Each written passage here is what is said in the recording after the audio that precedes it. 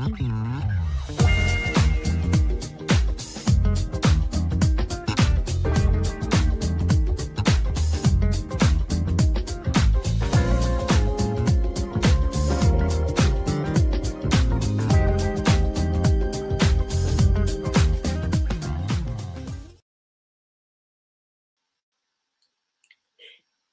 everybody. Happy Monday, and welcome to another segment of Indie Artist Reveal Worldwide.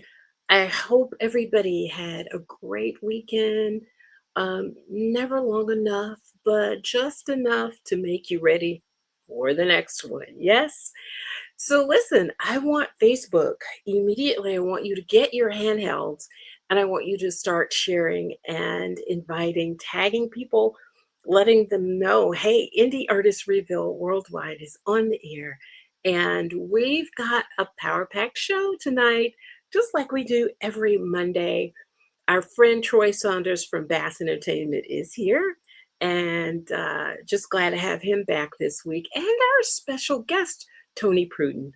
He is with us on tonight. I haven't forgotten about you, all of you guys that are over there on YouTube. When you come in, though, I need you to hit the subscribe button. Don't want you to miss anything that's happening over there on my page. So I am really, really excited about tonight's show. So you guys, please don't go too far. We've got hot topics. We do not have on the local, but we definitely have hot topics with our friend Troy Saunders. Hot Topics with Sabrina and Troy.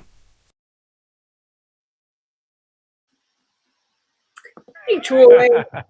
How are you? How you doing there today? I'm good. I'm doing good. I can't complain. Can you hear me okay? I can hear you. How am I sounding from here? You're sounding excellent. You're sounding All right. excellent. Yes. And I'm loving the 5 Little o'clock. 5 o'clock shadow. I Too late with know. the shade. Yeah, I know.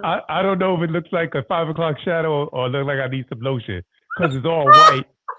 So it looks like I'm ashy up here. Only you would come up with something like that. Oh my God. Still handsome as ever. Our friend and confidant, Troy Saunders of Bass Entertainment. He's here with us tonight. We got Chitter and Chatter on the line. That would be him and I. And so we are going to chitter and chatter a little bit on tonight. Subject matter sometimes can be difficult. There were times when it's like, oh God, I don't even know which one to choose from. And then I might get a whole handful of things to talk about and then start from there. Well, sometimes, the funnel is very scanty and kind of difficult. But I'm really excited because this particular hot topic is close to my heart, even though my backdrop says New York, yes. But I live in Jackson, Mississippi. And so Mississippi has been known just for churning out some of the best in creatives. So I saw over the weekend, well, actually it's been out, but I just saw it in my newsfeed, that the National R&B Hall of Fame is being considered or considering coming here to the Jackson, Mississippi area. And I thought, what? Yeah. Wait, what? out of all the places, all right for Jackson. Come on now. You expect Chicago or, New York, LA, Atlanta, if you're going to come to the South.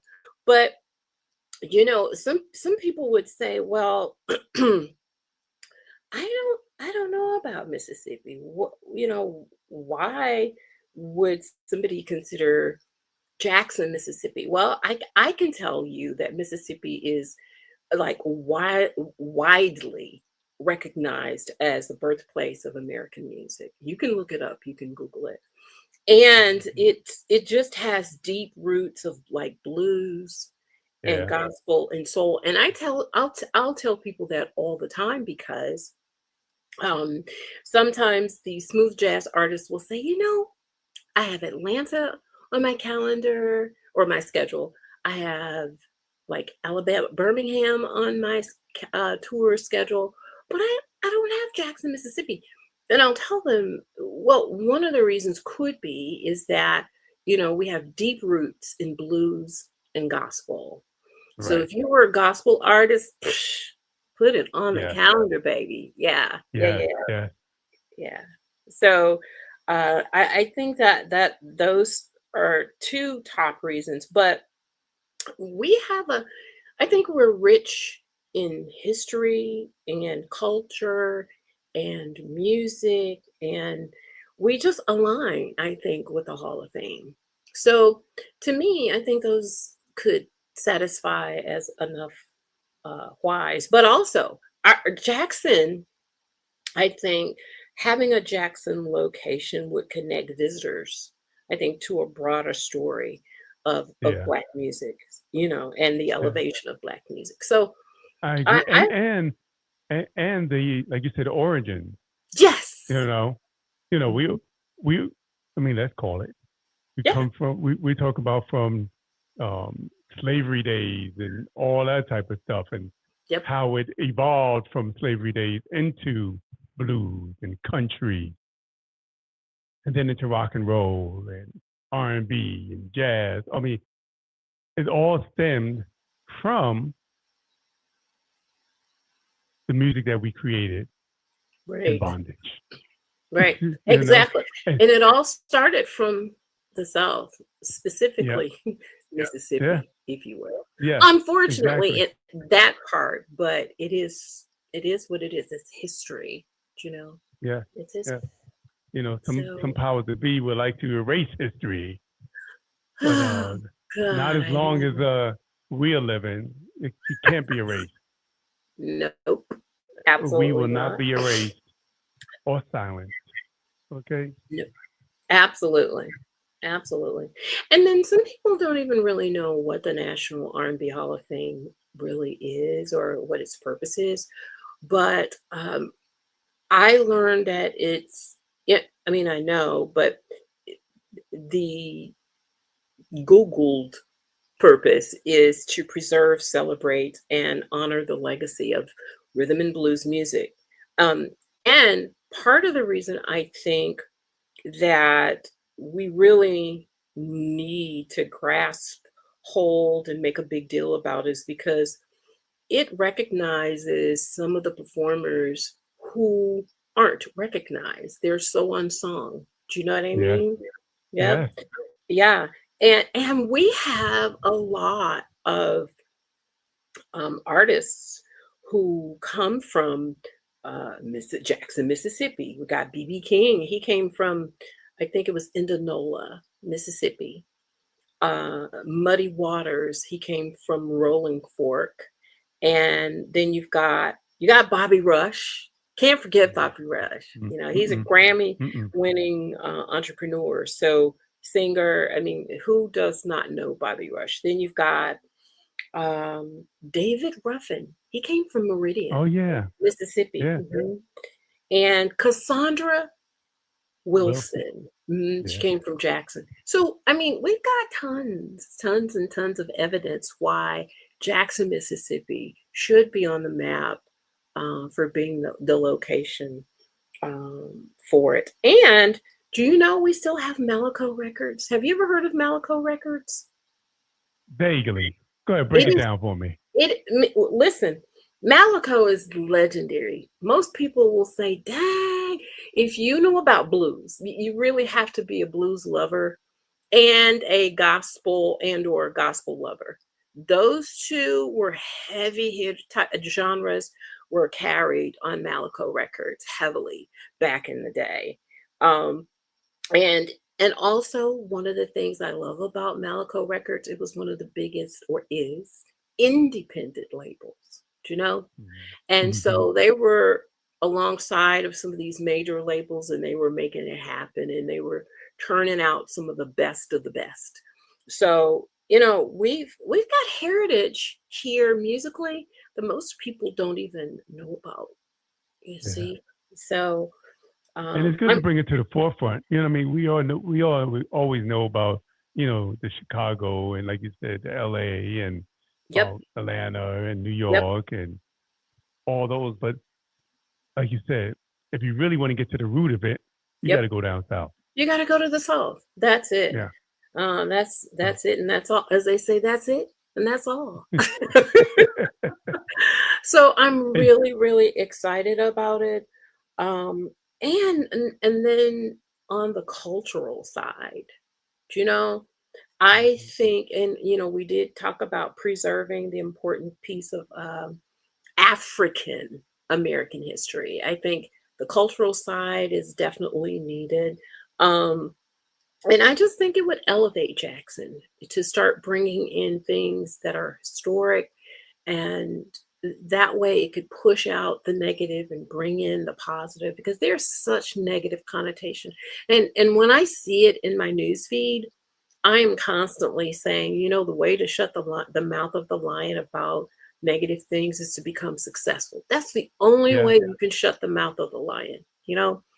And when I see those who are non-African Americans talk about how bad Jackson has gotten, and they themselves used to live in the city of Jackson, but they've moved out into the suburbs, like in Madison and Gluckstadt and Clinton and Brandon and all these different outer areas.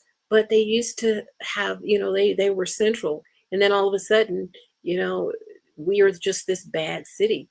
But we're the remnant. And I think that the remnant should roar like a lion. You know what I mean? And just become so successful that it just shuts them Yeah. up. Yeah. Like you said, if Atlanta can do it, why can't Jackson? Exactly. You I agree. Hey, Castella, I just want to say Hey, girl. Hey, sis. So glad to have you. I see you hanging with Miss Patty LaBelle. Hanging with Patty LaBelle, Castella.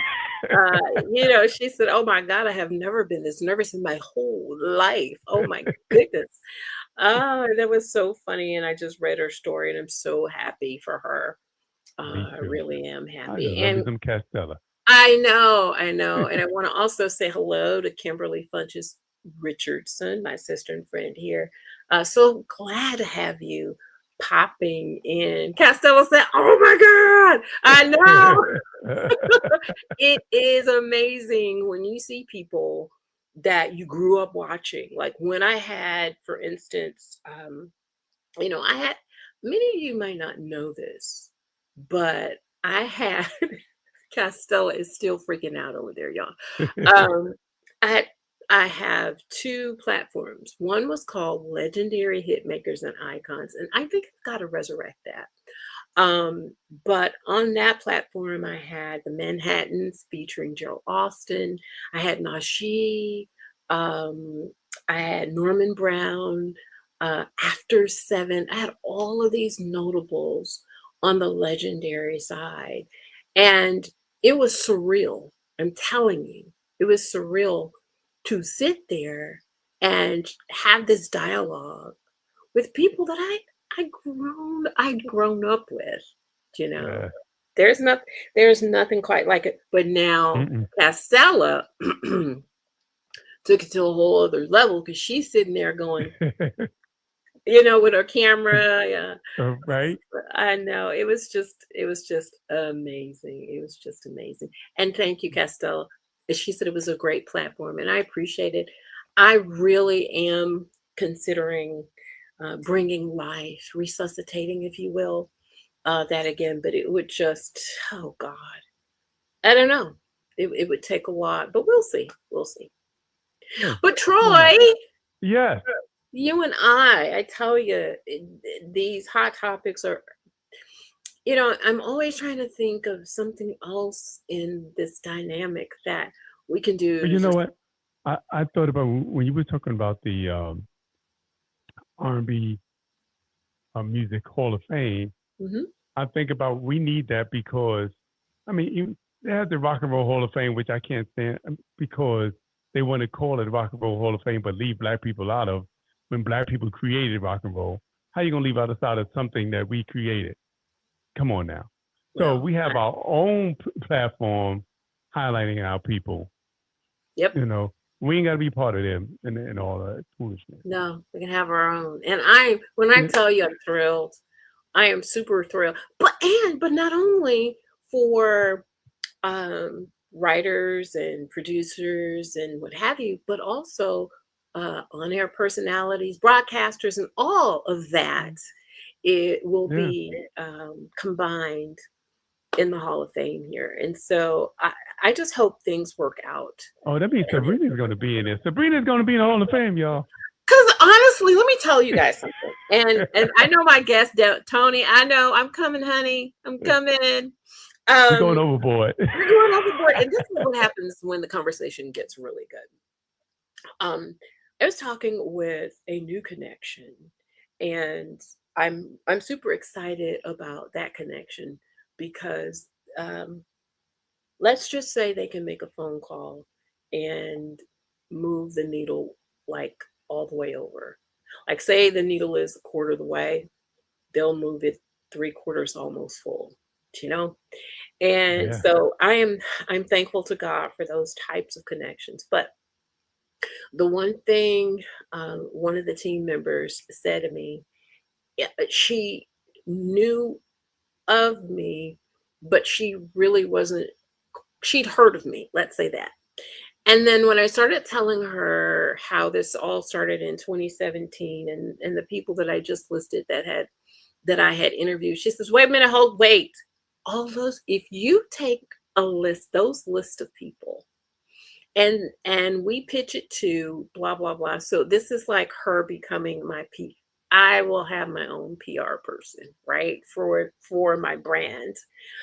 She said, you don't know the doors that will open. And that has been my prayer for this platform, not for my sake, but for the sake of Tony Pruden, for the sake of Smoke Jones, for the sake of Castella, all the indie artists who have come through this platform when the timing is right, to be able to give them leverage with all of the connections that this brand will have.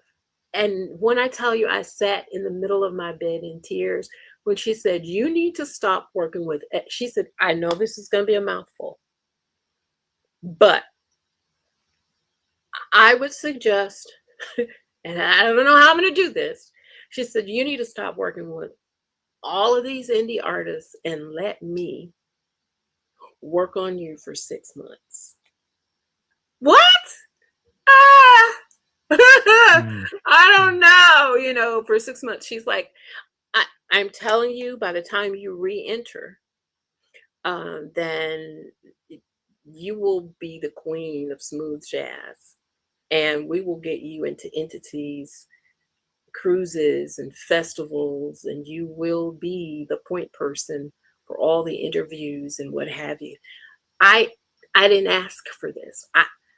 I didn't. I just said, okay, the doors are opening. And Costella's having a heyday. So can I get in real quick before that 6 months? Okay. Yes, Okay. I love it. But I think more or less she's talking about those, because what most people don't know is I have begun to utilize my PR skills.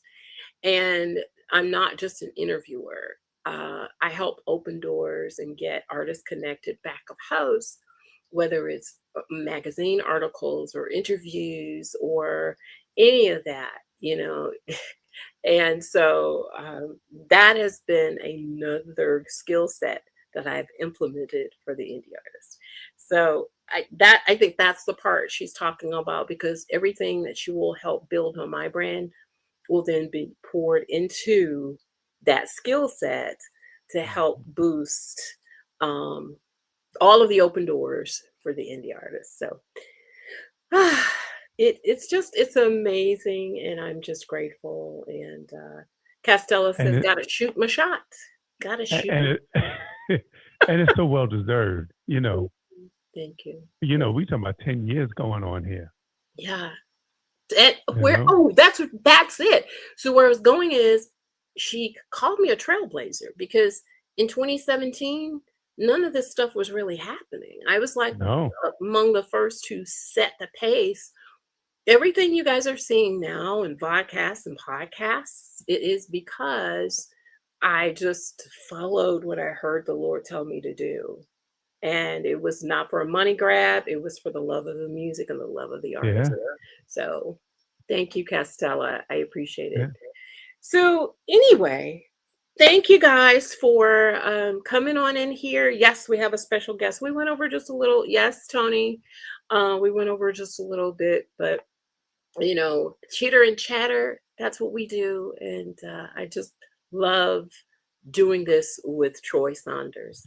And make sure, Tony, that you connect with him. Have you interviewed No. Tony Pruden? Okay, well, there we go. So we definitely got to get that going too. Mm-hmm. Absolutely. Well, Troy. Yes. It's been a blast. I appreciate you for coming on. Always a pleasure. Absolutely. Always a pleasure.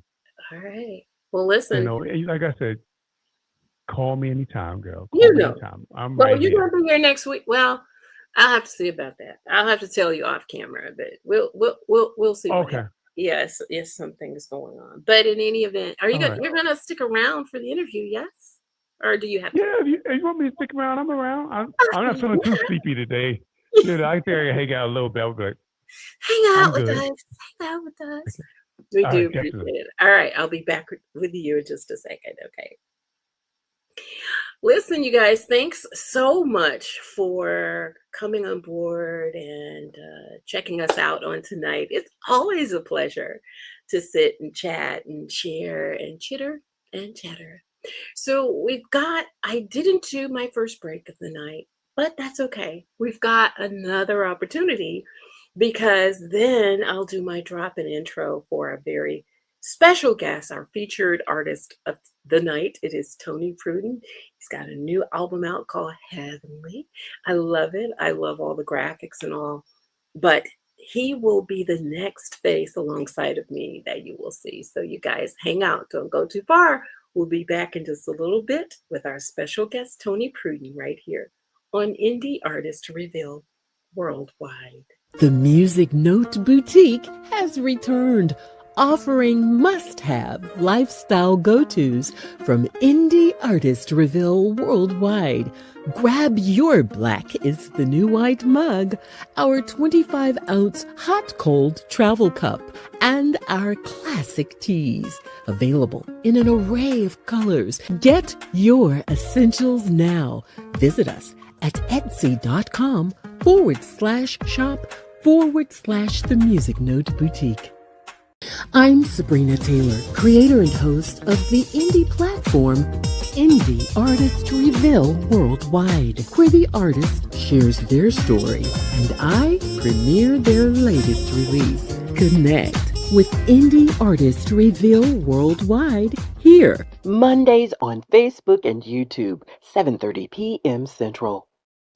Tonight, we are catching up with an artist whose music continues to inspire, uplift, and connect with listeners through authenticity and heart.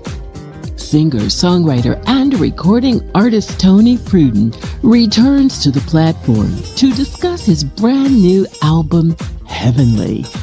Following the success of his debut project, Anticipations, Tony is back with a powerful collection of songs that reflect growth, purpose, faith, and the experiences that have shaped his journey over the past 2 years. What inspired this new chapter? What lessons has he learned along the way? What message does he hope listeners carry with them after hearing Heavenly? Let's find out tonight on Indie Artist Reveal Worldwide.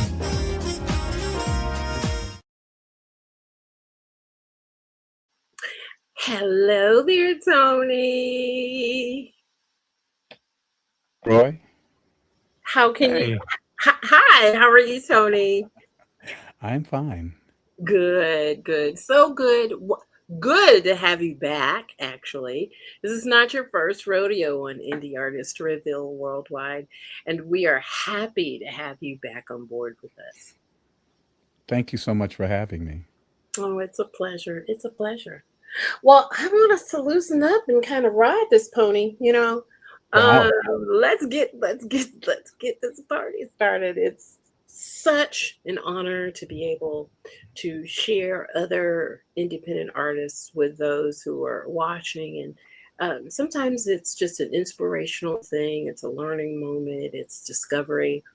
You just never know what can come out of it, but the one thing I do look forward to is chatting about the music, because that's my sweet spot. Is the music of Tony Pruden. I have my favorite, and I'm going to go ahead and tell you history, and that's the one we're going to premiere tonight. It reminds me of this really fresh, mid groove, 80s ish type of feel good kind of song that makes you smile, and then memories come back. It's like, what was I doing around that time? And then the lyrics are just amazing because it's about love, and I love your writing. I love your production, and I want people to kind of get to know you. Again, welcome back. It's been almost like what, 2 years, I Yeah, think. two years since the last album. Yeah. So then how would you describe the man and the artist that you've become since our last conversation, Tony? Well, to be frank, I don't think I've changed very much since the last album, but my direction changed on this Oh, album. that's good. Yeah. Yeah. Well, the Anticipations was sort of a conglomerate of work I had done over the years on Facebook. I had been on there for a long time, and I was dropping one track and then another track, and then a partner of mine got together with me and said, "Hey, would should we make an album?" And I said, "Well, I got all these songs. Let's find the best 10 and let's put them together." So once I did that album, uh, sadly, even after I finished the album, I really just jumped right into this project about near the end of that year, 2024. So I really didn't, I was just so ready to get back into music. But I asked myself, had I had a direction in mind, what would I do for Yeah. 8 or 9 songs rather than put together a bunch of songs I had written that really had no connection? So I said to Mm, myself, the first thing I thought was that I'd like to do something that is decidedly positive about love and relationships, particularly in the Black community from when I was growing up. right. Um, all of the songs deal with that. Every single one of them on that album deal with a different genre of R&B, but it's all about long-term love. Every single song, with the possible exception of "Healthy," which is sort of, it's sort of a line dance song, but Right. Yeah. still, even in that song, he's celebrating this beautiful woman who's thick, they're going out or whatever. But Yeah. every single song on that album celebrates long-term love, marriage or otherwise, I because love love that. really doesn't know a ring. Yeah. The first song on the album is called "Happy with You," which is an a cappella that I wrote. There's a video on my page if anybody wants to look at it. I shot it down here, and Mm, that song is just about uh, re reinvesting in the idea of the relationship. This gentleman has been asked if he's still happy, if he still is happy in the relationship, and he answers that. The second song, "Honey," is just an old school talk boxy sort of, thing where I wanted to go back to sort of that 70s sort of, a mix between who's that used to use the talk box all the time? This is embarrassing. Uh, what's his name? He Uh, passed away. are you Did the talking about Roger, Troutman? Roger Roger Trotman. Troutman? Troutman. I wanted to do Yeah. on the second song. No, actually, the second song on the album is "Heavenly." That's the title track. And for that Yeah. track, I was looking for something that felt a little bit like "Lost Without You" by Robin Thicke. I wanted to do it in falsetto. I wanted that sort of acoustic thing. But again, it's about reinforcing the idea of a long-term love. He's saying, "I still feel these ways about you."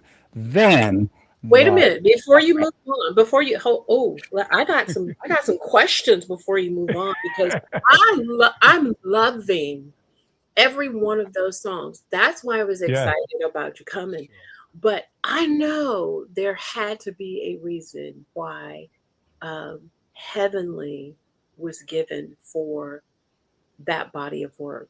Before you define each song, can you tell me first why you chose the title? Because it just evokes so many things for me that might not necessarily be your why.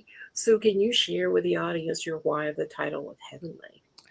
Heavenly was the first song on this album, even though it's the second song on the track. It was the first song that I wrote for this album. And I Ah, wrote it, Anticipations. I finished that in 2024 when you and I had our first interview. But I right. wrote Heavenly at the end of 2024. And it was the first song that was in this new, decidedly romantic and long-term direction. Anticipations is about a lot of things. That album's about a lot of things. It's a little funky, it's a little princey. Some of It them's is. there's a lot of stuff. But this album here, I just wanted to feel like there was somebody in charge who came to me and said, "Look, whatever you do, the next album has to be positive love long term." Right? Very important because, a lot of the music industry, at least from my perspective right now, is geared towards the younger people. And there's nothing wrong with that. There's no downside to it that I can see. But there isn't really a lot of attention paid to the value of a long-term fulfilling relationship as it I pertains agree. to music in a positive way. I agree. Yeah. And so I, I didn't want yeah. any, Yeah. I didn't want hurt on this album. I didn't want any songs about breakups. I didn't want any songs that really dealt super heavily. I mean, I want the songs to be sexy, but Mhm. I definitely wanted it to be about love. And so Heavenly was the first one, and it sort of for me it came out so well, you know, that I It said did. this is the direction. And from Right. that point on, the songs just kept coming out, Just coming and coming. which is easy for me because I do everything. There's no one Ah, I have to bounce the ideas off of. I sing all the leads, I play all the instruments, I write every lyric, I mix and I master. I do it all from beginning to end. So it's easier for me to move forward and get things done. And that was the most important thing for me, was to make sure that I never lost focus of this original idea. Every song starts with a groove. Every song starts with love. Every song is about long term love, different aspects of long term love. For right. instance, Homebody.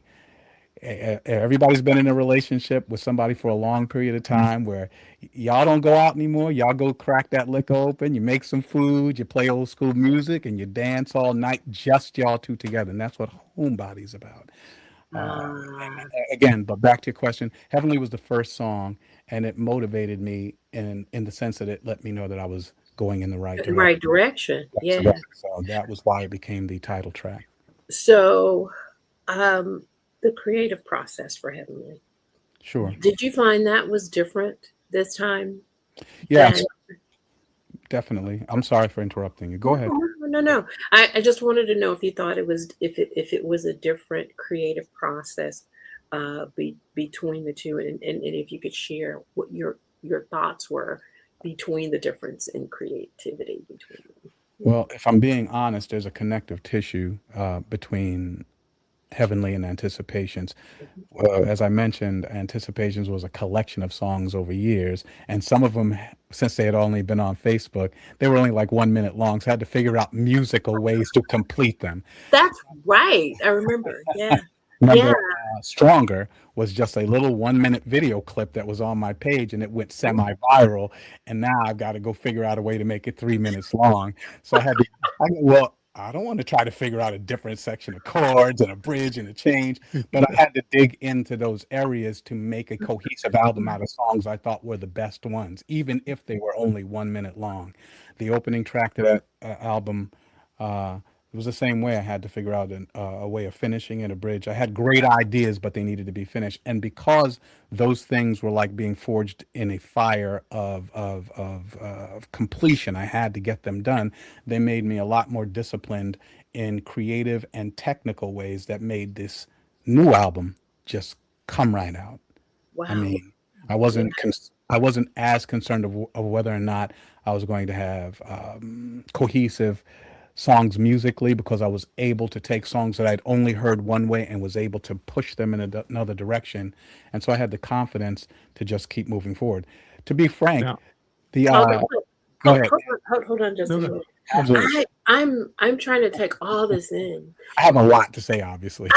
And that's cool, but there's so much to Tony Pruden that people don't know that Yeah. I want to break. I want to feed it to them in digestible pieces. And Sure. so, if we could, Whatever you want. if we could, Troy, I want you to go ahead. I don't want you to I do lose. have your, I do have one question.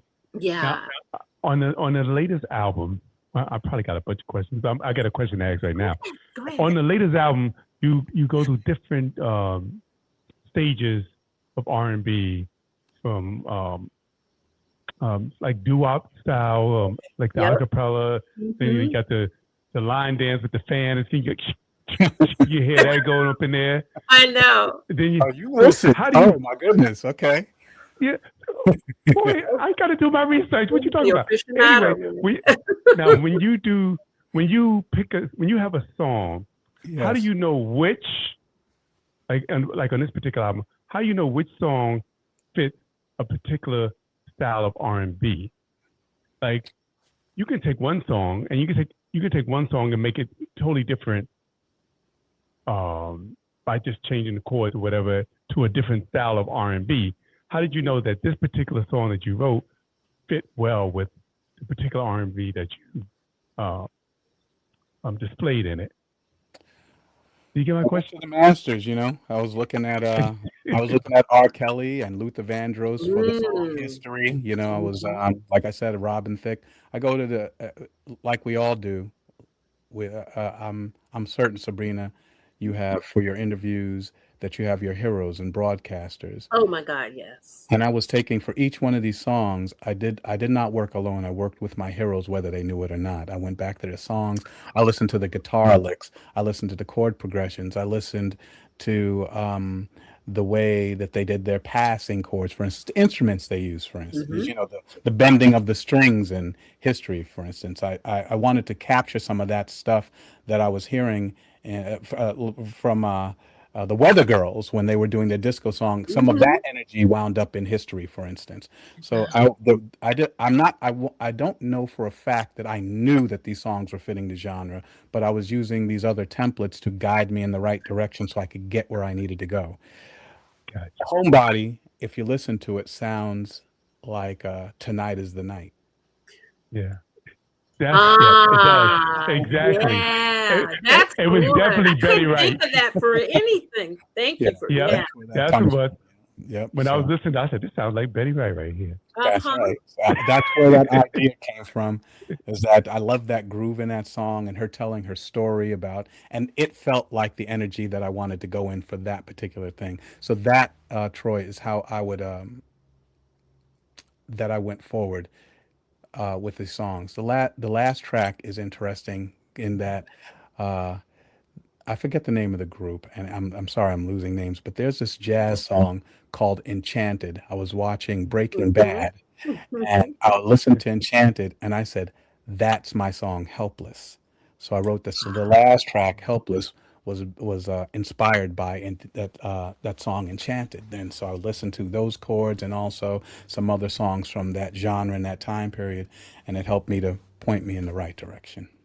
Now, Wow. it's funny, I listened to your album and I told my daughter, I said, now you hear what he's doing.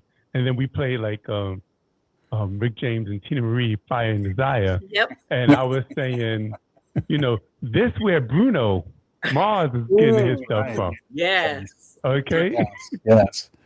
And I listen to him too, believe it or not. I mean, Bruno Oh, Mars is well, I He's shouldn't say phenomenal. believe it or not. He's incredible actually. Yeah. he But is. Yeah.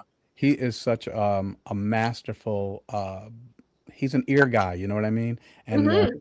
he knows it's not just that he sings and he plays, but he does know a song, a solid song when he hears it, when he puts it together. And I certainly was trying at the very least to have that happen in Heavenly, the album, Well, from song to song. Did you find yourself taking creative risks then at some point during the creation of Heavenly that um at any point, anytime? Yeah, Helpless was that for me. I mean, there's a song on there called "Hummin'," and of that one right there, if you want to know where what I was listening for that song, it was "Whip Appeal" by Babyface. You Ah, know, because I was listening to the DX7 style sounds and the melodies there. That one right there, those songs are so close to me in age and time and what I was listening to. They weren't such a leap, but "Helpless," yeah, that seemed like, you know, it's one of those songs. You know, either you like olives or you don't. Either you yep, like pickles or you don't. that's it. Helpless. If there's going to be some people that like it and some people that don't, I'm okay with that. But Right, that was the song that I considered to be the risk, so to speak. But the rest of them, no, they weren't easy. I'm not. They weren't super hard. They weren't easy, but they weren't risk taking for me. They were reminiscent of the music I listened to in my living room. right, They were reminiscent of the things I danced to. And now that I'm an older gentleman, they are the things that I wish that we valued in our relationships now. You right. know, how So to Yeah. continue forward, in a way where we're all in the same place. We all ate the same food. We all danced to the same music. Those of us that drank, we drank our whiskey and we listened to some Al Green back in the day. And absolutely. that's Yeah. the way I Yes. grew up. So I wanted that to Yeah. come out in this album. Wow. Then is there And a it's track funny. that I'm sorry. Go ahead, Troy. No, I'm sorry. I No. was saying that when you said that, I said that makes me think of no matter where you are, whether you're in Mississippi, whether you're in New York, whether you're in California, whether Doesn't you're in matter. Florida, Doesn't you matter. play a particular song, everybody knows it, and everybody has the same feeling behind it, and everybody is is moved the same way. Right. Sure. But that you put Frankie Beverly on, Oh my God. everybody, There you go. okay, You see what happened at that moment when you you know, said Frankie Well, Beverly, you right? exactly. you hear Frankie Beverly, the particular song, it's time to go home at the end of the party. Ooh. The lights about to come on. Right. Time to go Yeah. home. Yeah. Oh Okay. my God. That is so true. But I wanted to ask if there was a track that you feel was particularly personal or vulnerable for you. You know,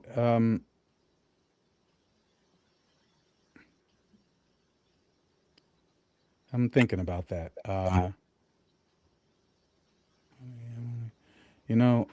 For me, if if there was one on this album, I just keep going back to it. It's definitely "Helpless." But Is it help? the song that makes me feel the most vulnerable out of these two albums is "Stronger," Mm, because "Stronger," especially when you get to and I know we're talking about Heavenly, but "Stronger," when again, it was just a 1 minute long song, and right? I had to extend it to 3 minutes, and I dug deep. I got news articles. I had Joe Biden recordings in there, Wow. Donald Yeah. Trump recordings in there in the bridge Uh-huh. section, and I was doing these falsetto melodic lines like "What's Going On" by Marvin Gaye, and it just Mhm. all gelled. And the song is yearning to get back to the chorus chords, but I never go back. I start to sing the hook still in the bridge section because the answer of whether or not there's ever going to be peace and love in the world is in that you can't get back. And every time I listen to that song, I feel that when I'm listening to it. Oh I go wow. back and I can't even remember how I got it done. So that Ooh, song resonates. Mhm. This album is important to me because what I intended to do, I did. you did it. You know what Okay. I mean? Like I'm not sure if it's good or bad. I let the people decide that. But Of course. what I intended to do, I did. I wanted an album that was positive in black love. Uh, Hmm. and to be frank, if no matter where you are in this world, if you've been in love with somebody a long time and had your ups and downs, you understand history, Hello. right? You Yeah. understand that song because, so we feel it because of the music that it's black love, and in some of the lyrics you hear the black love, but the actual execution of long-term love, well, that's just universal. Mm, I love Yeah. that. Yeah. I do. Wow. I'm feeling you have something, Troy. What is there something else you want to share? 'Cause Another question. Not at this moment. You know, I'd be like, you know what? There's only that 8 is songs. true. That's your How many questions could you have? You know, there's like only 8 songs on there, so man. I do though. I have a question. sure. Is there a particular lyric from Heavenly that perfectly captures the spirit of the album? Um,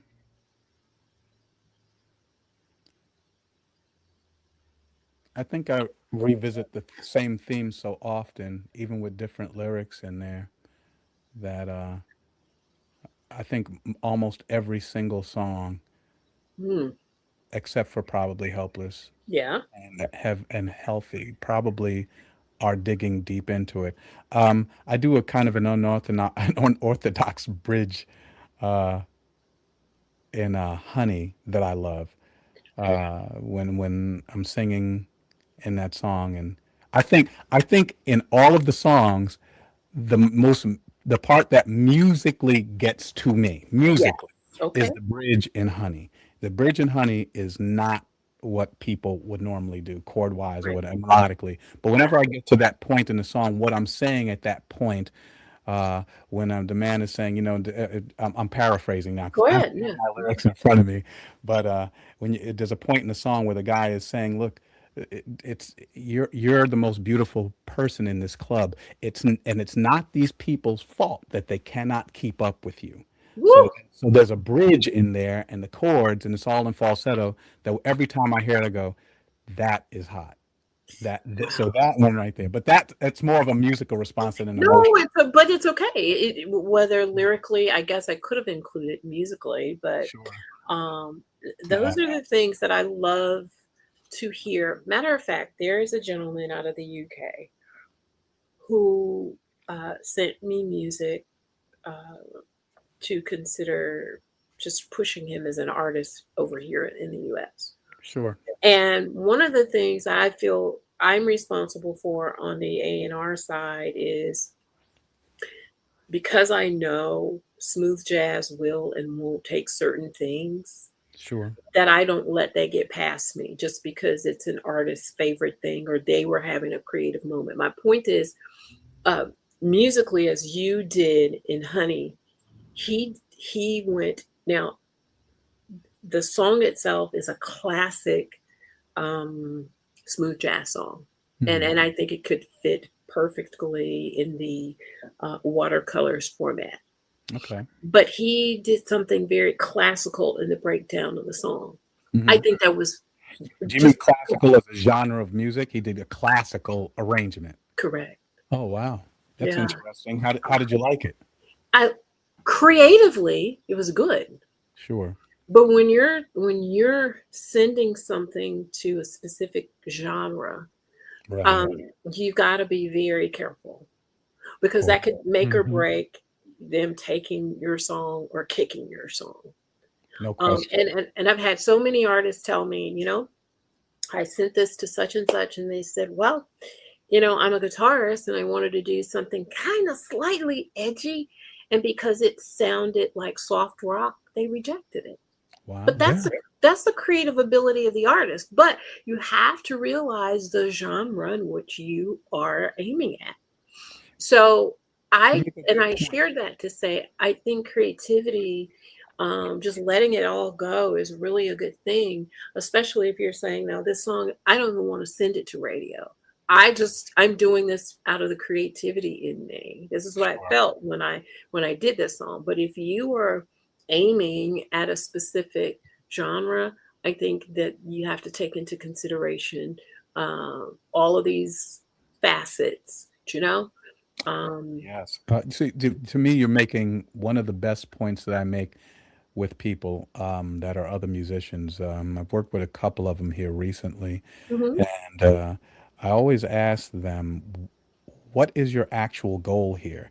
I know that there is a Mm. school of thought that, hey, as long as I like my own music, nothing else matters. But see, mm, for me, that's not the case. mm, I am absolutely 100% making my music for other people.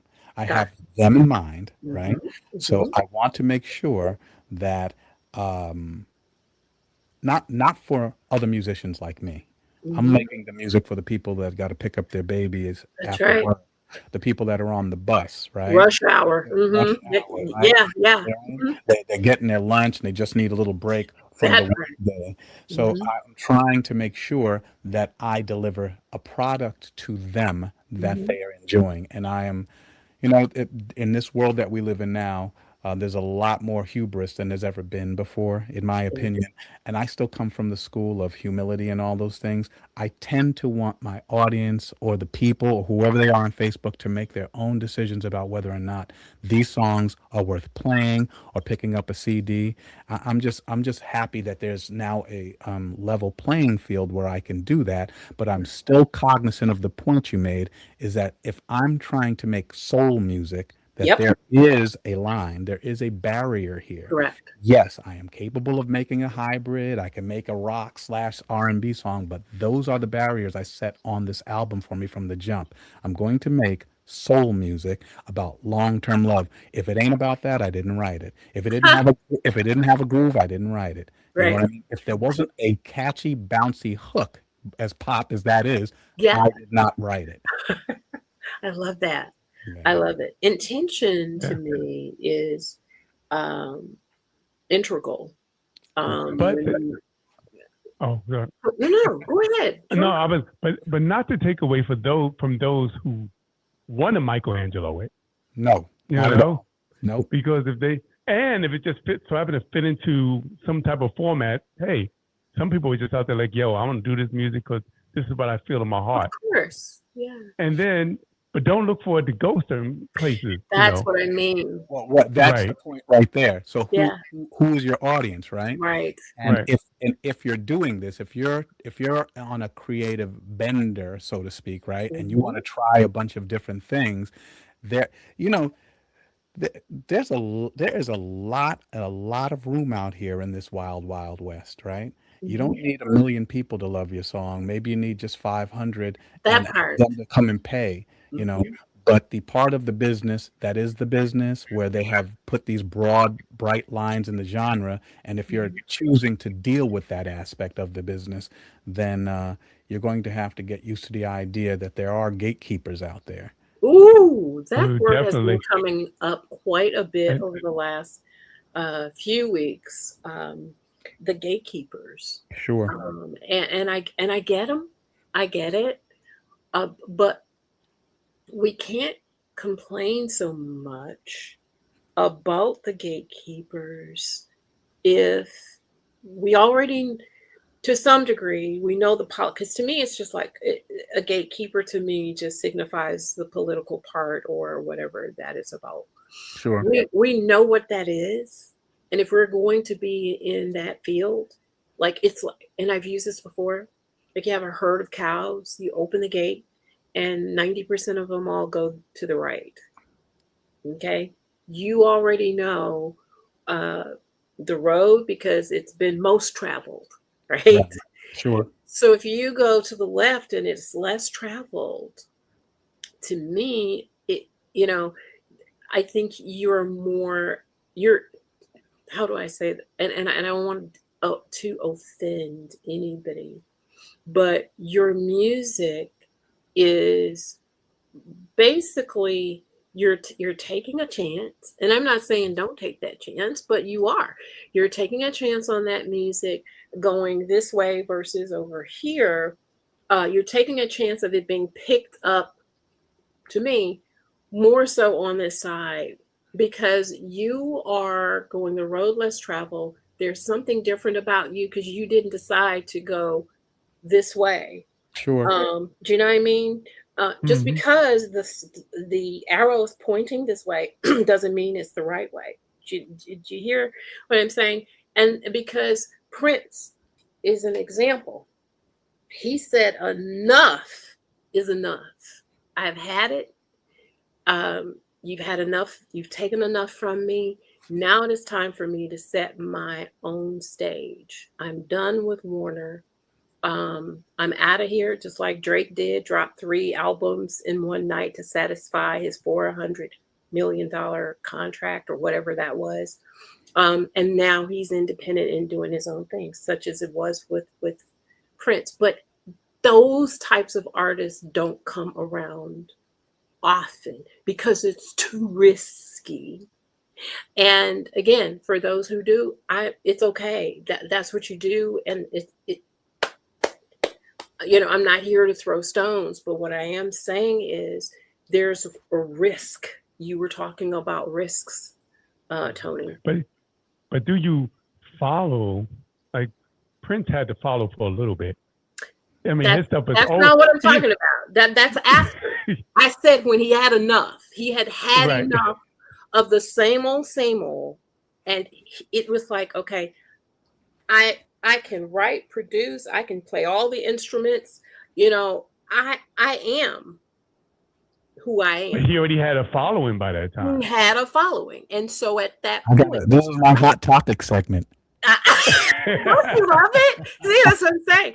When you're ready, I'm not saying jump out of the gate and go Right. left. I am saying be smart, be strategic, know what your goals are, hit those marks, and then you need to get people on your side who believe in you and not just to be there for the glam and the lights and the glitz, because this is all work. This is For all sure. work. But when you're ready to take that risk, it's a challenge, and not everybody's going to go that way. That's why it's called a road less Let's travel. traveled. Absolutely. Absolutely. So There's the template that's probably the grandest, probably in all of popular music. You'd have to go with probably the Beatles, right? When they came out, they were doing, I Want to Hold Your Hand and songs like that, and they were Yeah. definitely, and if you listen real closely, they were definitely following some soul singers in that sort of soul pop genre before them, the blues guys that had these sort of rockabilly styles, and they were copying them because those were the most popular songs that those British guys early on, not just them, but the Rolling Stones too, that they could do at the Oh, yeah. time. It wasn't until much later that they did Sgt. Pepper and those kinds of songs where they were running tape backwards and flipping delayed functions and stuff. And so they became more experimental after it was clear that they could not lose. yes. And then Yeah. but then you go to somebody like the Eagles, right? And the Eagles just did the same thing. Yep. They just made solid songs that are musical, and just Yeah. did it their whole career. Billy Joel's another one. Yep. Yeah. Stevie Yep. Wonder Yeah. sort of on the fence there because Stevie Wonder had a very experimental period He did. after the beginning of Motown, where he was still doing like the basic Motown sound essentially. And then Yeah. after Right. he sort of forced Barry to give him a little bit of creative space, which he That had. part. Yeah. That's Right. exactly what I mean. That Yeah. And part. then you get Talking Book and Innovisions and Fulfilling This Personality, all those. That's my album right there. Fulfilling This Personality. Personality, yeah. So much, my God. I tell you. This world of music is so intriguing to me. And Sylvia Rohn is like one of the people that I like to read about. And just to see her viability still after years and years and years of being in this business, she's still relevant. I would love to see a documentary with her in it. I mean, she's a monolith.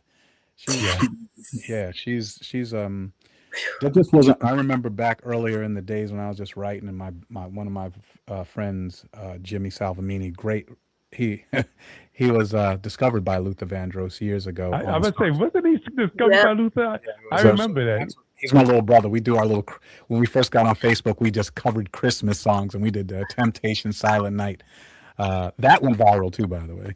But him and I were just talking about that style of singing and all in that time period and how things have changed. We were just talking about how recently about how the playing field has changed for the industry and for artists and stuff. And again, the playing field has been leveled, right? Because let me show you this right here. Sorry, we're moving from the camera. We're moving. I love that. I love it. I want to show you this book.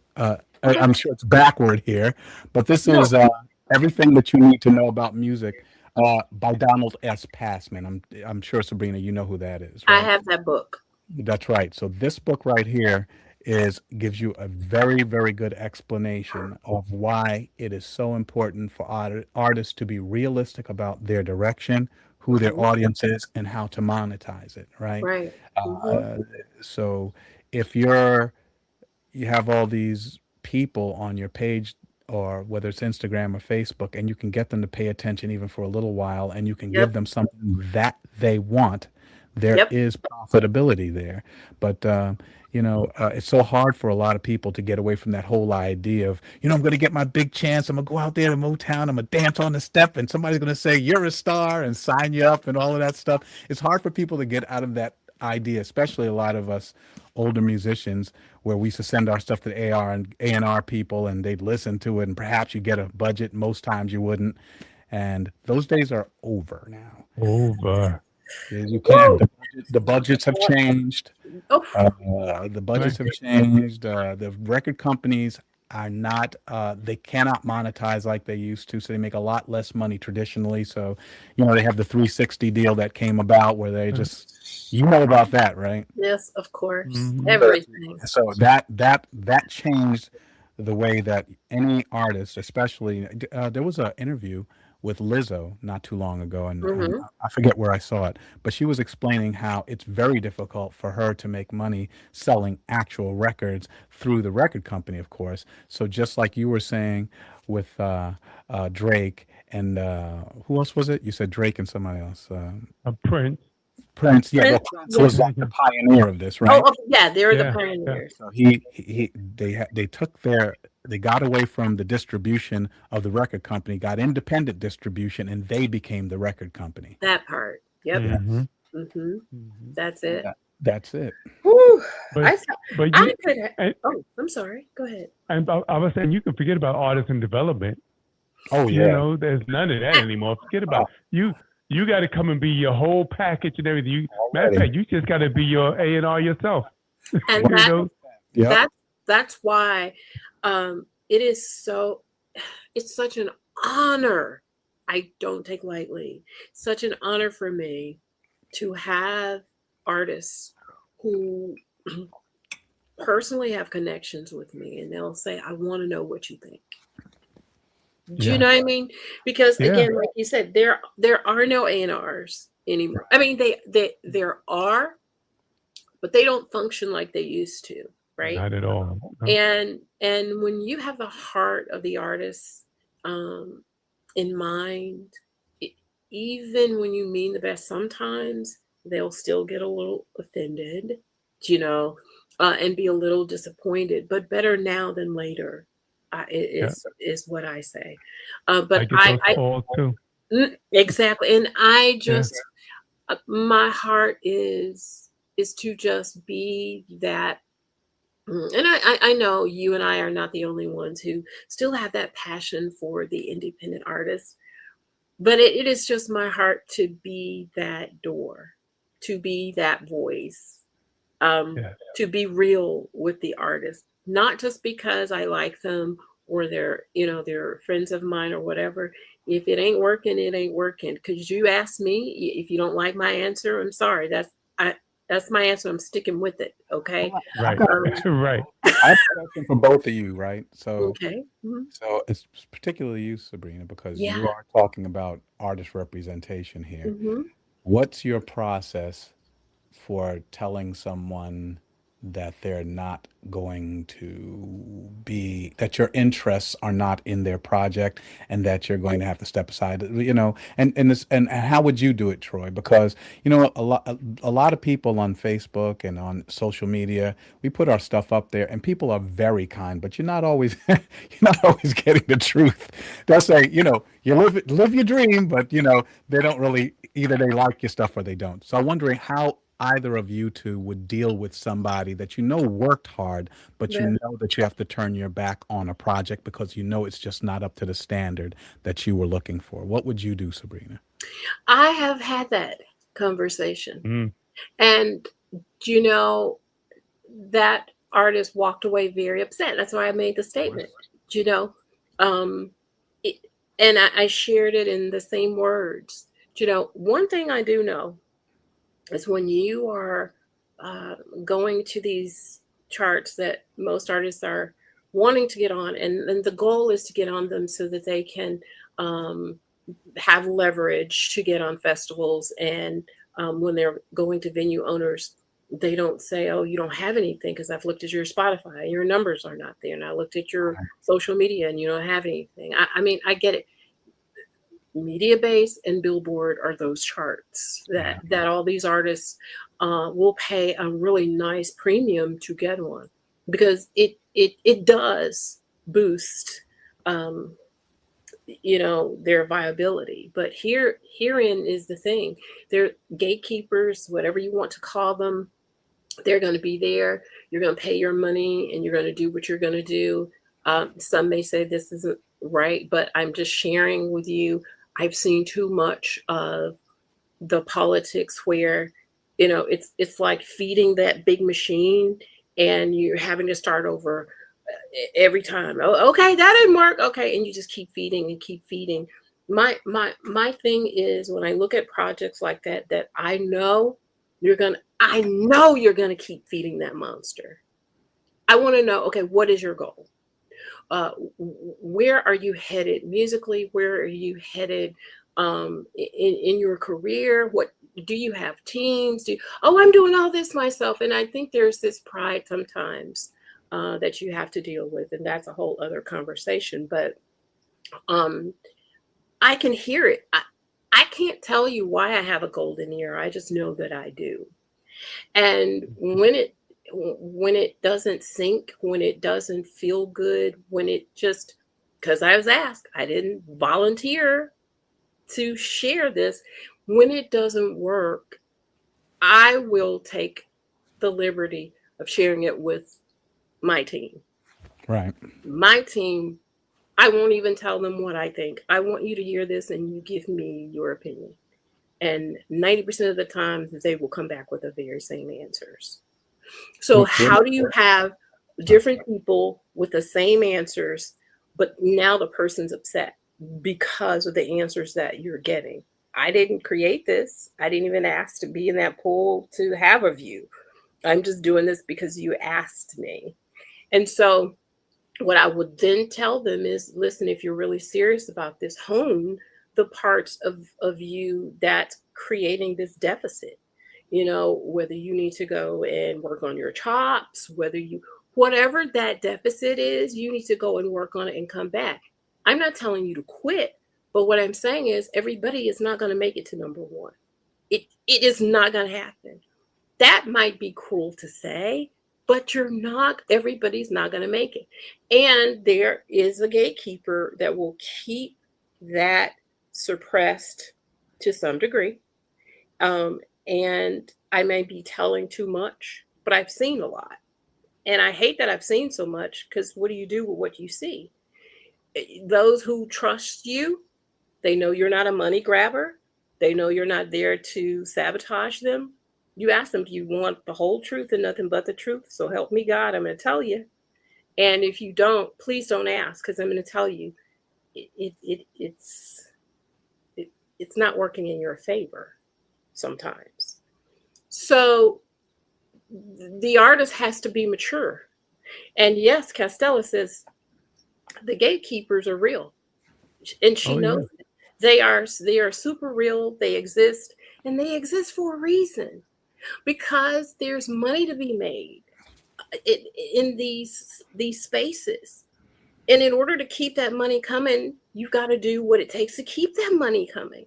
And it's about the artist, but it's not about the artist, if you know what I mean.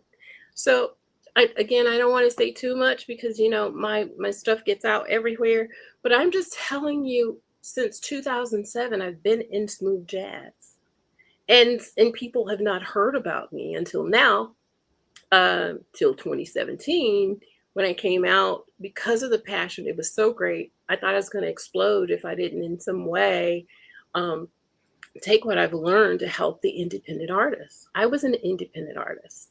I pitfalls. I mean, I was propositioned for sex. I mean, it just, the stuff's still here. Yeah. Different, same stuff, different person, different day. Do you know what I mean? Yeah. So, you know, that's what I would do. What would you do? To piggyback on what you were saying is I try to offer positive reinforcement without really trying to knock them down, because everybody has their own thing. But I'm also being straightforward. Like, Sure. all right, this song might have too much rock in it, or I can say, you know, why don't you try this, or why don't you try that, and then bring it back, like Sabrina says. Try something a little different.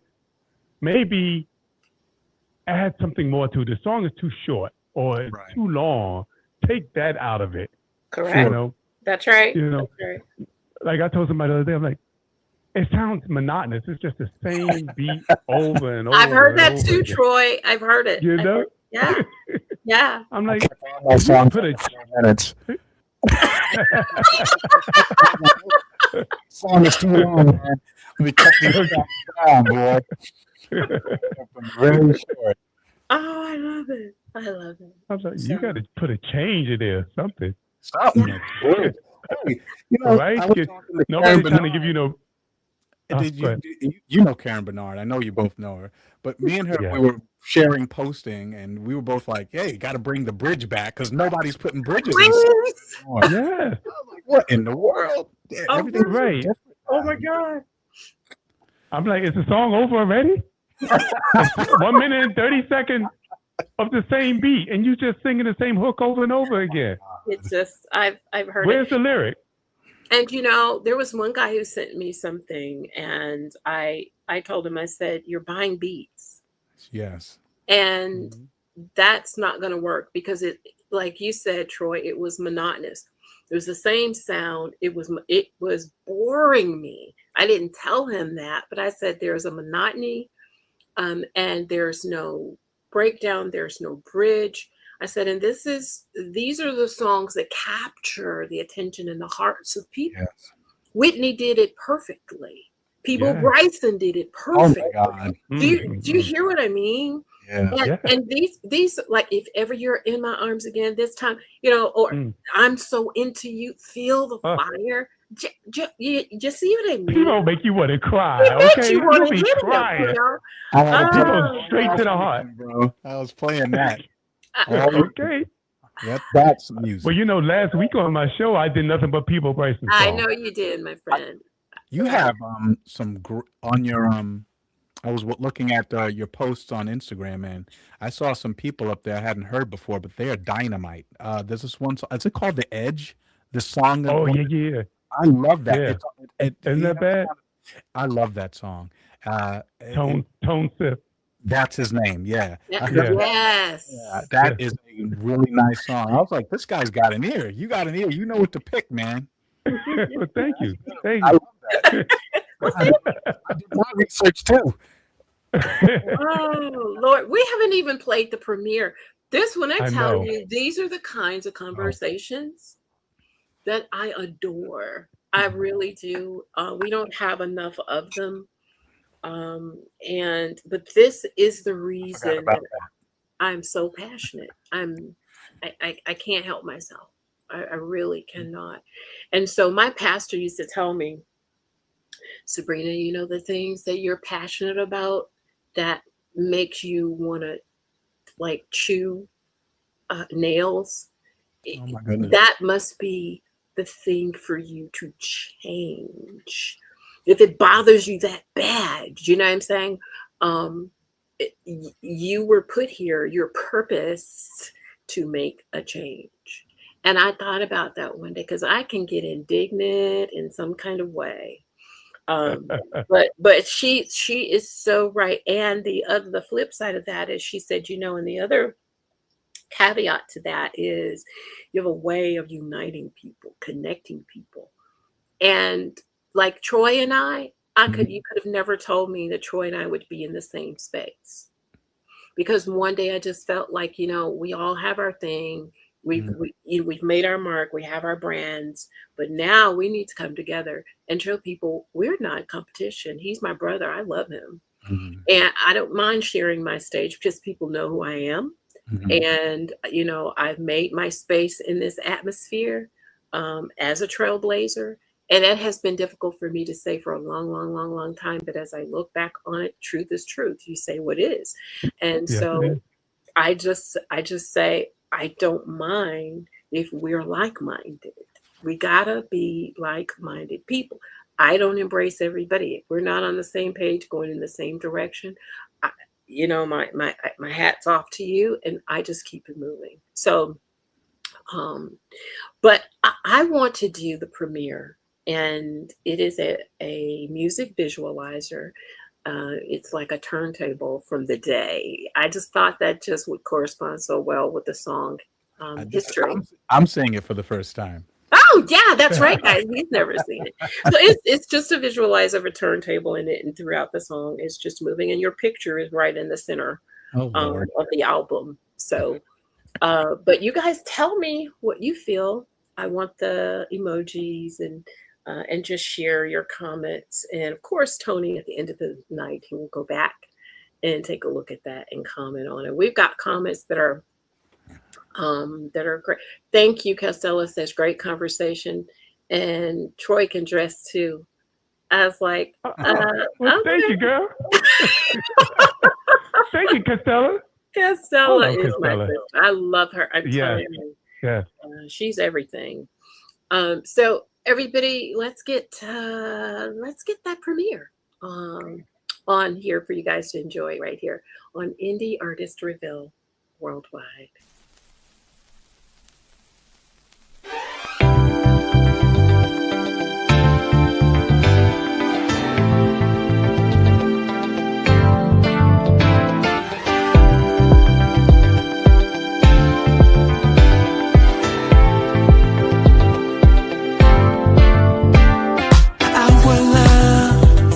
Grow stronger every day. When push comes to shove, we've always made a way. Ever since the first day we fell for this heaven, we fought like hell. I would never ever change a thing. You're my queen, baby, I'm your king. Take a look at how far we've come. Might have been too much for some. You're my woman and I'm your man. That is why we still stand. You know we got a history, and our time together showing. We're gonna keep on going. You know it's not a mystery, and through sun and stormy weather, we're gonna stay together.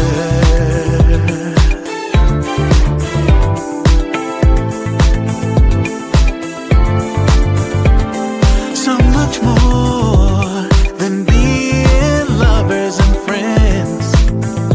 Oh yeah, yes. We're living for a story that never ever ends. Take a look at the life we share. We are more than the perfect pair. We had bumps all along the way, and our dues that we had to pay. But we built this on solid ground, and we both held each other down. Cause our love is so deep and strong. It's gonna last us our whole life long. You know we got a history, and our time together showing. We're gonna keep on going. You know it's not a mystery, and through sun and stormy weather, it's only getting better. Embrace the seasons, come what may. Skies and rain, the joy and pain. Cause love is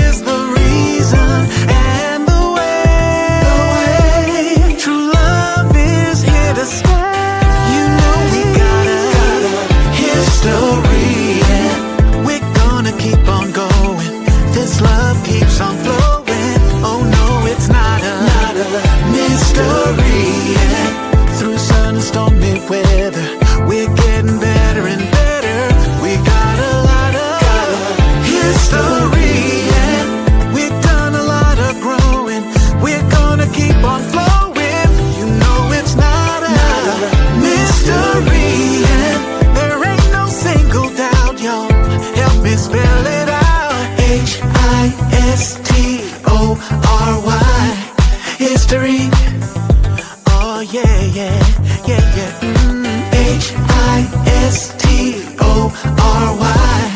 History. History. Ooh, girl.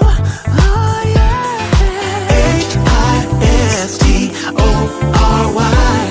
History. Hey, that's what we've got. We've got a lot. History. History.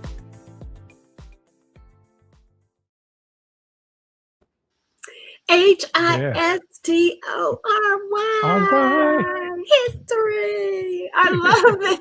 That's like my fave on that CD. You it's giving me a little JT Taylor on there, a little cool in the It game, is. right? Oh my God. Oh my goodness. But yes, I hear it.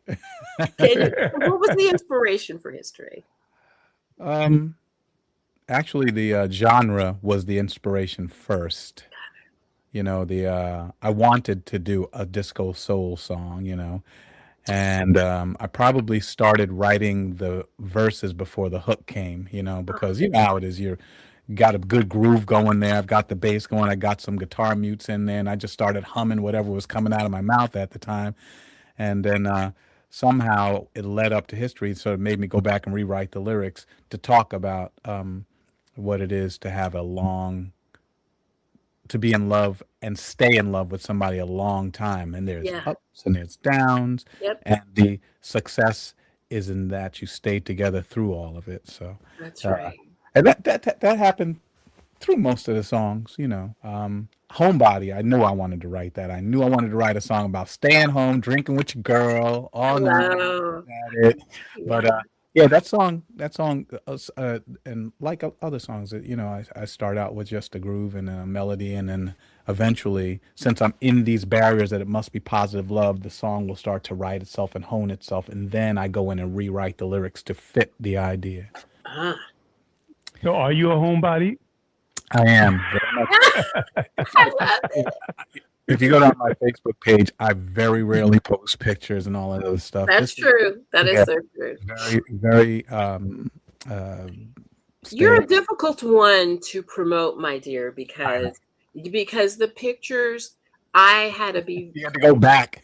Yeah, I had to go back, but if you listen to what I was saying, it fit everything that I said. And I'm very intentional when I do intros for people. Sure.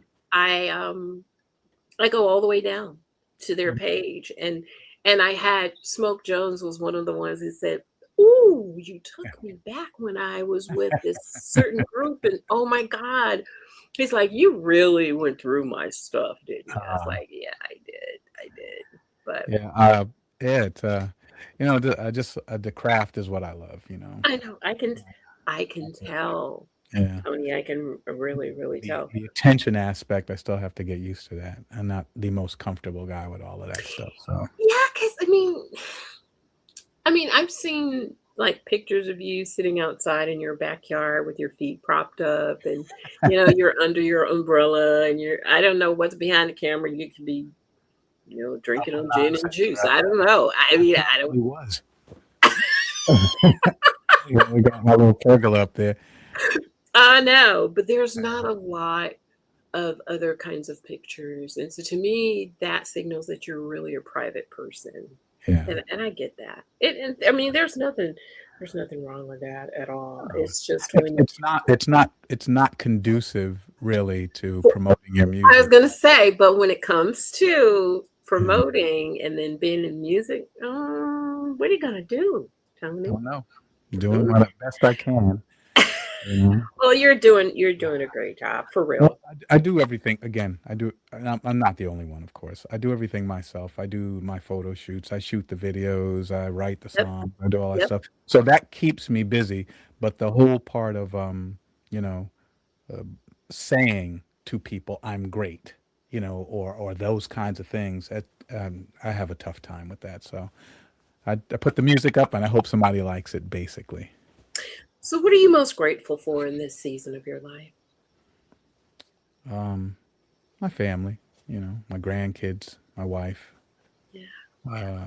peace mostly, especially this late in life, Yeah, because that is a valuable and invaluable commodity. You don't know it until you don't have it.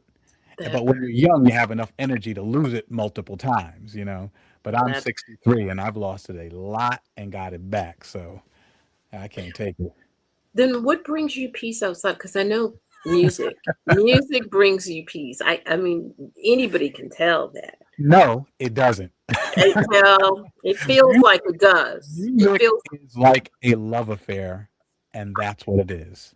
Music is a love affair, and sometimes we're dancing, we're good, and half that other time it is stressing me out. I don't it understand. does. Yeah. Life is in this chord where am I singing that out of tune? I gotta walk away. This sucks. I'm not good. So it is part of living and loving life, at least to me, is not always being peaceful, obviously, because there's the ups and the downs and the Sure. backwards and forwards of life and the Yes. positives and the negatives. And you know, this music thing, and I think most people that are, especially people that are self-contained artists, or you know, and there's been a lot of them since the beginning of time.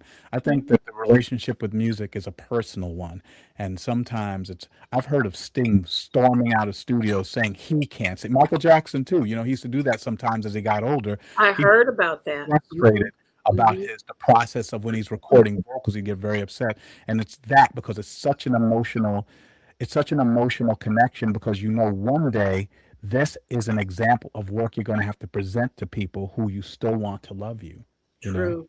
And so it's not really a peaceful thing, but it is a necessity for the creative spirit, Yeah. just like your show is for you. I You was know, gonna say. so you Yeah. you you love what you're doing, but don't tell me you had peace every minute you were doing it. I was gonna, but let me say, Tony, I was gonna say now I can only speak for myself. Of course. I do have peace in this because it is Okay. my purpose. All I right. know I'm in purpose here. All righty. And when you don't know your purpose, you are not at peace. You're frustrated. You don't know where you should be. You're wondering what you should be doing. And oh my God, I could pull out my hair. And why isn't life working for me? But when you're functioning in purpose, that brings a sense of peace. Now, I'm not saying every month, because I have said, man, sometimes I want to cut the lights out. I do, my God, the stuff that I deal with the indie artists. But if I were to cut the lights out, I would have to cut them back on within the next second, Yes. because I love what I do so. You're passionate. I'm, but I know, but I'm passionate, but I'm in purpose. Because here's the thing: if I'm impacting you, that's purpose. Passion is a drive of a thing that you love so much that you do so well that people say, "Oh my God, you could do that in your sleep, and you can do that with one finger." But when you're impacting people positively, that's purpose in motion. And I am impacting people in a positive way. That is So true. I'm varying in that. Okay, I get it. But for me, it takes me away from the politics of life, the stresses of life, the finance struggles sometimes. Yes, I have those too. I get into this. I'm creating. Um, Everything in me, I believe that God put me on this earth to do. It's just I do it, and it's like I'm exhaling, so to speak. And it feels so good. So I can't see myself doing anything else. No, that is a blessing, because a lot of people in the world are still looking for the thing that defines them.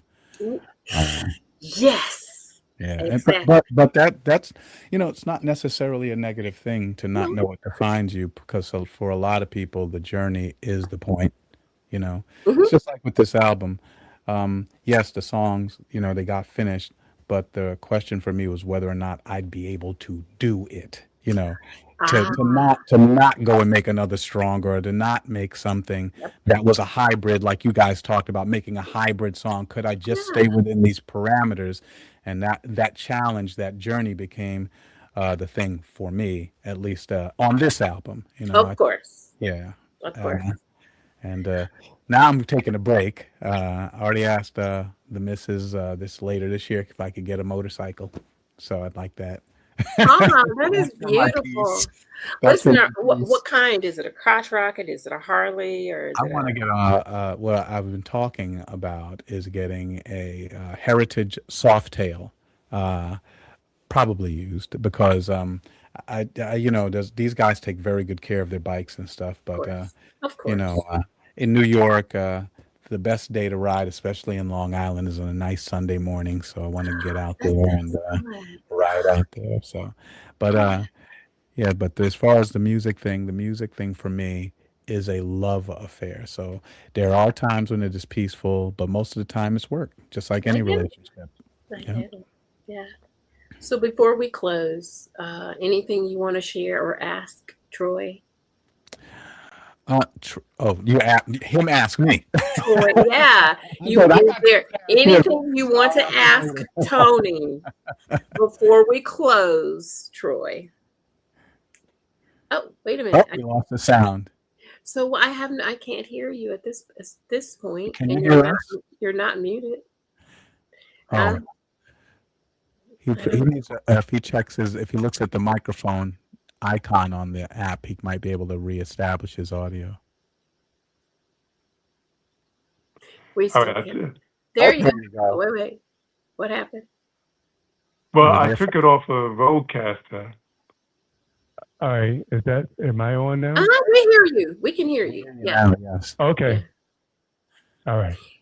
So I just Now, wanted what to was know I if you going had to any say? more. Oh, I was asking if you had questions for Tony because we're getting ready to wrap up. It's after 9. It's after 10. You guys, it's time. my But Lord. yeah. I had a question. I forgot what it was, so don't worry about it. Okay. Go ahead, Tony. You got another question, Sabrina? Well, I just wanted my last question before we close is, of course, what do you want the world to know about Heavenly or Walk once they get it? Because I've already had people say, "Wow, I can't wait until I get my hands on Heavenly." What is it you want them to walk away with? I want them to feel like they went to somebody's house and had a meal that reminded them of home cooking when they listened to it. Ooh. Uh, when All you right listen now. to the song when you listen to the album from beginning to end, even though the genres change from song to song, they are familiar to you. The melodies are somewhat familiar to you, and the themes are certainly familiar. So I hope that if people do take the time to listen to the album all the way through, that they'll get that same sense that they were at a friend's house and they had a meal that that reminded them of their mother's cooking or something like that. That's what I hope to happen. And also, I have one last thing to say about music in general, this isn't just a musician's thing. If the people out there in the world, we talk a lot about how the music back in the day used to be better than the music is today, but you're not going to get a lot of music that you used to hear or the quality unless you go out there and buy it yourself. You have That's to right. support the artists, and you have to support them in such a way that they continue to get work, that you hear more of that music, and then maybe we can bring back that desire and the feeling for this kind of music. And so, not just me, but all of these young, just like me and Troy were talking about the artist on his page. If you want to hear R&B, great R&B music and soul music like you used to hear, then you have to be a patron of it. Yeah, buy the CDs or build or subscribe to playlists that support that sort of thing, Right. and that way we can get back to that time when all of our music was more about the love of family and the love of men and women together and building something. And that's Right. all I have to That's say. right. Like to Um, go to Bandcamp and go over there and get Tony's music. absolutely. Okay. Please do. The money Please. goes to It Tony goes right now. to him. It sure See, does. this is what I'm talking about. You do your homework, bro. You know, that's Of it. course I do. There Yeah. it is. That's the best Absolutely. place. You can get CDs there too if you want. If you still got a CD player and you want a CD, I got CDs. I'll sign them, and you can order them right there on the webpage. So there you go. Absolutely. And we want you to Yeah. follow. Yeah. Follow Yeah. him, support him. That's what the indie artist needs is your 100%. support, your support. Please. Also, want to thank both of you guys for not just having me on, but actually having some questions that I felt like answering. You know, this isn't the first time I've been asked to do interviews. Not that I'm any big star or anything, but I've been asked before, and I oftentimes will say no because I don't feel like there's a cohesive, in-depth questioning that independent artists get to answer there. Right here, I was able to go in depth about what the album's about, the choice of the song. So I encourage other independent artists to seek out Sabrina and Troy, and you can be heard. So I appreciate you too. Thank you so much. That's for what we're here. Thank you. This is this. You know, Exactly. this is why we're here. Absolutely. Exactly. Absolutely. And if you guys Tony, need you know drops, let me know. If you need drops, let me know. Oh, I'll make drops for you guys. really? Thank you. Absolutely. Sure. Just hit. You send a script, or I can write one myself for you too, Troy, if you want. I do that all the time here, and there's nothing to it. 1, 2, 3. When it's time for me to send this out to my radio partners, Sure. Then definitely I would need some drops. But we can go ahead and take care of that because I just like to have it on hand when I'm ready to do all of the edits and everything. Not a problem. I love doing that stuff. Okay. Well, thank you guys so much. Oh, I hear you, Troy. What is it, babe? Obviously, and then we got to arrange to come on the Bass Entertainment I podcast would too. love to, Troy. I would love to. You just tell me when and how, and I'll be there. All right. All right. Thank you. I'm gonna send you a message. We definitely gonna do it. I would love it. Absolutely. Thank you. Yeah. You guys, I My appreciate pleasure. you. I appreciate the audience for laboring and staying on. For those of you who will watch the replay, I would that you put in #replay. And that's to let us know. Most of the times, the larger numbers, they just come post interview. They always do. It's always been that way with me. So if you could do that, I would really appreciate it. All right. Well, listen, you guys, have a great week. And remember, what you make happen for others, God will make happen for you. Guys, have a great night. And we'll talk to you again soon.